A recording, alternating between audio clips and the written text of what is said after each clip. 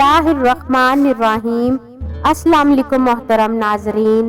پرانے وقتوں کی بات ہے کہ کسی ملک پر ایک بادشاہ حکومت کرتا تھا۔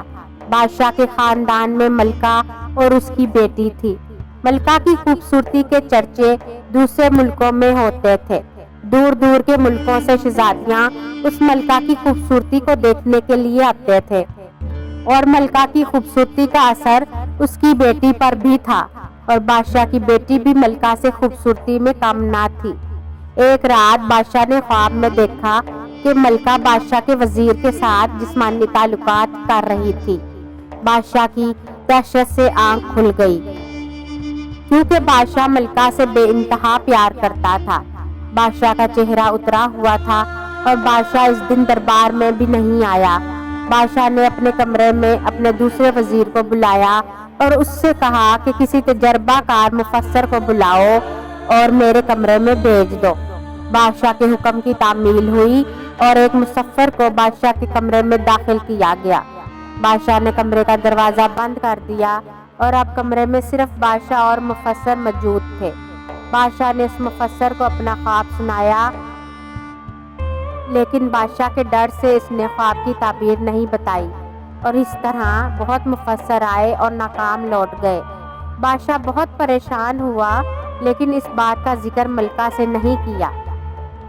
ایک دن بادشاہ پریشانی کی حالت میں قافلے کے ساتھ کہیں جا رہا تھا، تو بادشاہ کی نظر ایک بزرگ پر پڑی جو ایک گھنے درخت کے نیچے کتابوں کا مطالعہ کر رہے تھے۔ بادشاہ نے سپاہی کو حکم دیا کہ اس بزرگ کو میرے پاس لے آؤ۔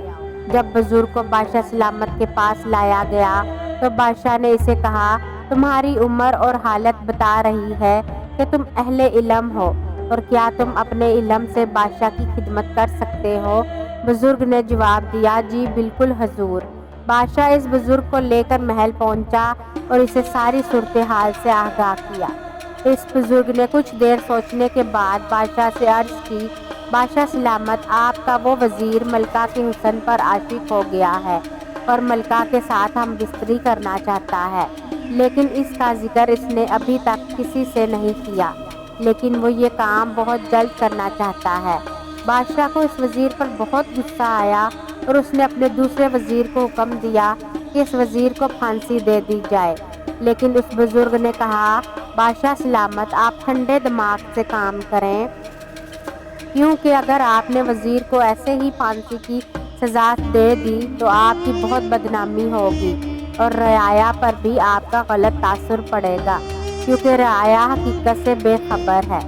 بادشاہ نے اس بزرگ سے کہا، پھر آپ ہی اپنے تجربے سے کوئی ترکیب بتائیں جس سے میری عزت پر بھی کوئی آنچ نہ آئے اور وزیر کا گھنونا چہرہ سب کے سامنے آ جائے، اور اس کو اپنے کیے کی بھی سزا مل جائے۔ حضور، میں وزیر کو سب کے سامنے بے نقاب کر دوں گا، لیکن مجھے اس کے لیے تھوڑا سا وقت چاہیے۔ چند دنوں کا وقت لے کر بزرگ دربار سے نکل گیا۔ ایک دن وہی بزرگ اسی درخت کے نیچے اپنی کتابیں اپنی گود میں رکھے سوچ رہا تھا کہ آخر اس وزیر کو کیسے غلط ثابت کروں اور بادشاہ کی عزت پر بھی کوئی آنچ نہ آئے۔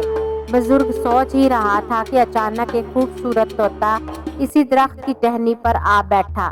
بزرگ کی نظر اس پر پڑی تو اس کے ذہن میں خیال آیا، اور وہ درخت پر چڑھا اور طوطے کو چپکے سے پکڑ لیا، اور طوطے کو بغل میں چھپائے محل میں پہنچا اور وزیر سے درخواست کی کہ مجھے اس محل میں موجود سب سے خوبصورت پنجرہ دیا جائے۔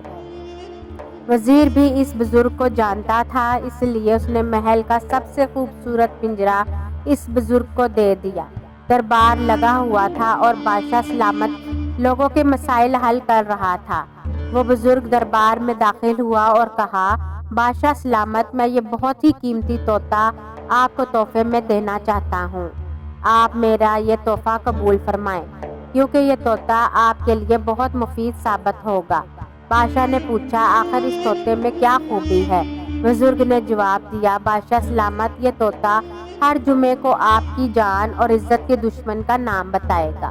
بادشاہ بھی بہت خوش ہوا، اور سب درباریوں نے بھی اس طوطے کی بہت تعریفیں کی، لیکن وہ ملکہ کا عاشق وزیر سن کر اس کے پیروں سے زمین نکل گئی، اور وہ سوچنے لگا کہ آخر اس طوطے کو کیسے مارا جائے۔ اب بزرگ نے بھی بادشاہ سلامت کو طوطا تحفے میں دینے کا مقصد بتا دیا۔ بادشاہ نے دوسرے وزیر کو حکم دیا کہ اس طوطے کو محل کے باغیچے میں رکھ دو۔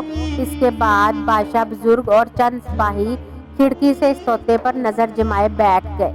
جب آدھی رات کا وقت ہوا تو ملکہ کا عاشق وزیر چمکتا ہوا خنجر لے کر اس طوطے کے پنجرے کے اوپر پہنچ گیا، اور جیسے ہی طوطے پہ وار کرنے لگا تو بادشاہ کے سپاہیوں نے اسے رنگے ہاتھوں پکڑ لیا، اور یہ سارا منظر بادشاہ اور بزرگ دیکھ رہے تھے۔